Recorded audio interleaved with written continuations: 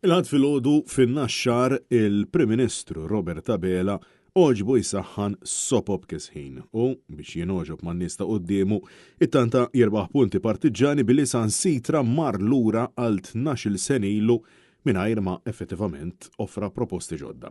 Beda minnu fih billi attakka l-Gvern Nazzjonalista tal-2008 immexxi mill-Prim Ministru Lorenz Gonzi, l-istess ex-Prim Ministru u ex-kap tal-Partit Nazzjonalista li dejjem fittex l-għaqda. Tant illi kien l-unika Prim Ministru illi għażel bħala President ta' Malta lil persuna ġej mill-partit oppost, ċoe l-ex-deputat mexxej tal-Malta Labour Party George Abela, incidentalment missier il-mexxej laburista preżenti. Attakki partiġani aggressivi wieħed wara l-ieħor bid-diskors ta' Robert Abela juri biċ-ċar illi il-Partit Laburista ma nbidilx wis aktar jixtieq jinbidel.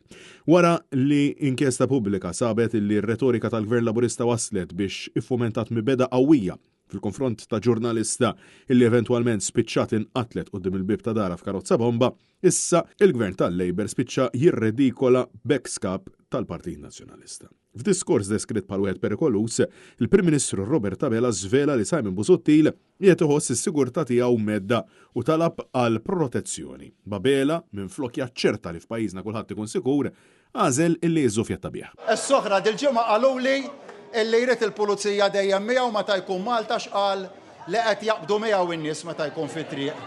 Tajjeb.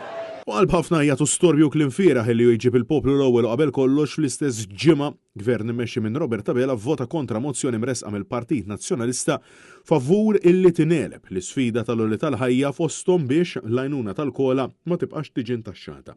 F'ammissjoni tal-Prim Ministru stess, il-Gvern ivvota kontra illi ċ-ċittadin jieħu aktar minn 270 euro illi huma tiegħu bid-dritt fis-sena għaliex diġà jkun ħallasom taxxa. Kemm kienet tfisser bidla fit-tax threshold dak illi qed jgħidu ma kienet tfisser bidla fit-threshold tat-taxxa ta' 272 euro fis-sena. Intant fil-qel tal-inflazzjoni u żieda fil-prezzijiet li ma' prezzijiet issa spiċċajna nħabtu wiċċna magħhom il-ħin kollu, Robert Abela nieda l-iskema stabilta skema illi kien jinvolvi tnaqqis ta' persentaġġ fil-prezzijiet fuħut minn prodotti tal-ikel, lista ta' prodotti illi ċertament ma kienx tinkorpora dawk essenzjali, tant illi ma kienx tkopri tal-inqas riċetta tas-soppa tal-armla fatt illi jidher li dejja ħafna lill-mexxej Laburista.